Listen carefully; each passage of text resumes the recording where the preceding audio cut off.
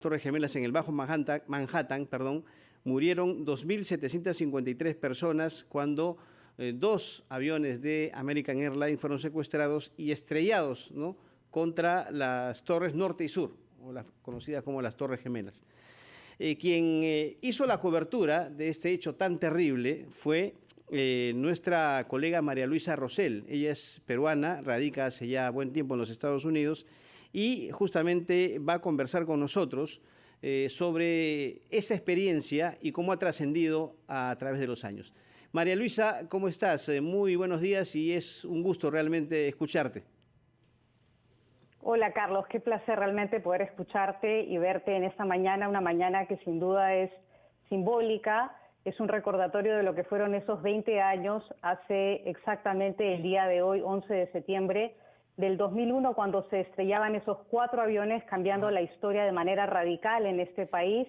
Efectivamente, como corresponsal de RPP en ese momento, me tocó hacer la cobertura, Abelardo Domínguez me llamó en ese instante y por supuesto narré los hechos en ese momento de lo que ocurría aquí en Washington, que fue un momento que conmocionó a los estadounidenses que no esperaban que ocurrieran estos hechos. ¿Cómo describirías esa experiencia, María Luisa? No te lo pregunto como periodista, sino también como persona, ¿no? Porque la verdad fue un impacto tan grande y a veces nosotros los periodistas tenemos que sobreponernos a ciertos sentimientos y efectuar coberturas de situaciones muy duras, como la que te tocó vivir a ti allá en los Estados Unidos. ¿Qué significó para ti como experiencia, repito, no solamente como periodista, sino como persona?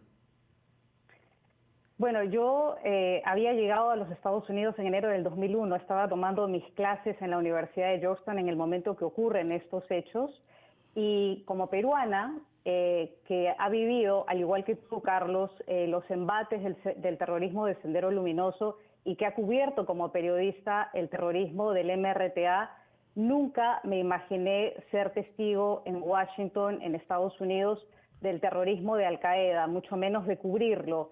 Fue realmente un hecho sorpresivo y en ese momento es un momento de reflexión para muchos de los que vivimos aquí en Estados Unidos, porque después de 20 años de guerra en Afganistán, después de 20 años de ver lo que ha ocurrido con más de 2.400 soldados que han fallecido en Afganistán y ver la forma en la que ha salido Estados Unidos de ese país, ha sido un momento precisamente de reflexión para muchísimos. A nivel personal, yo creo que uno se plantea muchas cosas, se plantea el hecho de la fragilidad de la vida.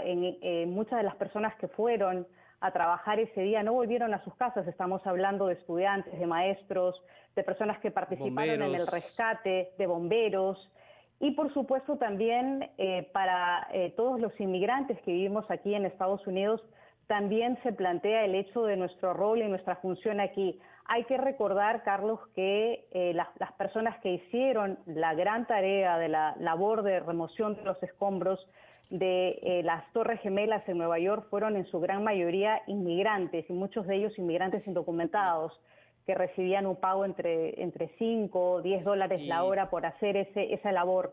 Y quienes reconstruyeron el Pentágono, que también fue atacado en esa trágica mañana de septiembre 11, también fueron inmigrantes que trabajaban en el área de la construcción y que fueron partícipes de la reconstrucción del Pentágono. Tú dices, María Luisa, que esta situación cambió la vida de los Estados Unidos y quizás también del mundo. ¿En qué criterios básicamente? Estamos hablando, por ejemplo, temas vinculados con la seguridad y la propia confianza. Sí, totalmente. Los estadounidenses hasta el 11 de septiembre del 2001 eran personas que confiaban en la libertad y la tranquilidad de salir, de caminar, de subirse a un autobús, a un avión, a un tren, al sistema del transporte público. A partir de septiembre eso cambia radicalmente, Carlos, porque después de los ataques de septiembre 11 se crea un nuevo ministerio que es el Ministerio de la Seguridad Interior, y ese ministerio crea y adopta nuevas funciones, no solamente en términos de la seguridad, sino también en términos de la inmigración. El nuevo Ministerio de la Seguridad del Territorio Nacional se encargó a partir de ese momento de todo lo que tenía que ver con la inmigración. Se crean nuevas agencias federales que tienen que ver con la supervisión de la inmigración y el proceso de inmigración en Estados Unidos y, por supuesto, se crea todo un sistema distinto. A partir de ese momento, los estadounidenses y todos los que llegaban aquí a Estados Unidos tenían que pasar por controles muy rigurosos en los aviones. No existía ningún tipo de implementación de ninguna medida de seguridad en los aeropuertos hasta ese momento. No habían máquinas de detección de explosivos y teníamos que sacarnos los zapatos antes de cruzar los puntos de seguridad en los aeropuertos. Eso cambia radicalmente. Tampoco existían ningún tipo de control ni de supervisión en el ingreso de los edificios o de las oficinas federales. Eso también cambia radicalmente.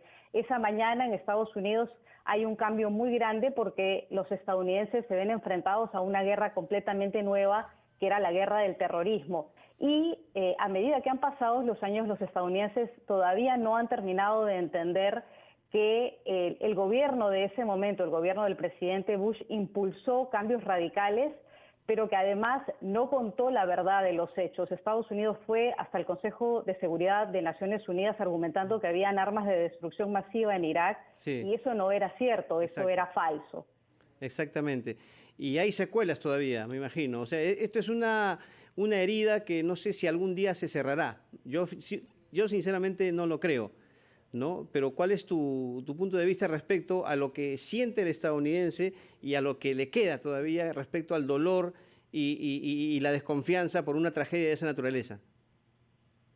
Yo coincido contigo. Yo creo que es una herida abierta. Cuando Colin Powell, que se encontraba precisamente en Lima, Perú, para una reunión con el presidente Alejandro Toledo, hace una invocación en Lima, en el marco de la Asamblea General de la Organización de Estados Americanos, para que se apruebe la Carta Democrática. Una de las primeras cosas que dice en ese momento Colin Powell, que era el canciller de Estados Unidos, es que se tiene que defender la democracia y las libertades y que ese era el momento para aprobar de manera inmediata la Carta Democrática Interamericana en Lima.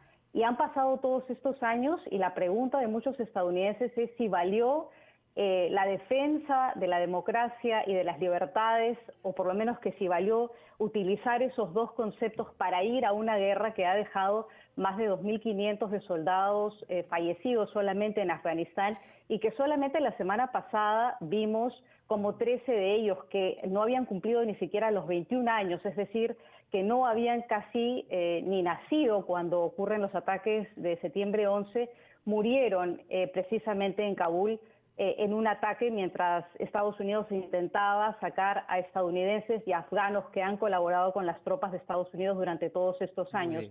Muchos se preguntan si esa guerra infructuosa realmente valió la pena, y coincido contigo otra vez en que todavía las heridas están muy abiertas, no solamente por lo que ha significado en pérdidas de millones de dólares, sino por los resultados que se están viendo en este momento en Afganistán. Estados Unidos todavía tiene ese cuestionamiento. Hay algunos que piensan que Estados Unidos se va a ver obligado a regresar a Afganistán, pero el presidente Biden, que en ese momento de los ataques de septiembre 11 era el presidente del Comité de Relaciones Exteriores en el Senado y que estaba llegando en un tren desde Wilmington, en Delaware, precisamente a Washington, ha sido un defensor todos estos últimos meses, y lo ha hecho recientemente, de su decisión de continuar con la salida de los Estados Unidos de Afganistán y de retirar a las tropas, una decisión que ya había tomado su antecesor Donald Trump. Muy bien. Bueno, María Luisa, para mí ha sido un gusto conversar contigo, reencontrarme contigo, aunque sea a la distancia, después de buen tiempo, y espero hacerlo nuevamente, pero en otras circunstancias, y no recordar una fecha tan dura, no solamente para los Estados Unidos, sino para el mundo. Muchas gracias y mucha suerte, como siempre, María Luisa, en tu vida y en tu trayectoria profesional. Gracias, Carlos, un placer.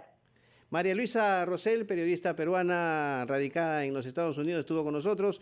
Vamos con nuestros anunciantes y seguiremos hablando de este tema. Vamos a conversar con Diego García Sayán, ex canciller.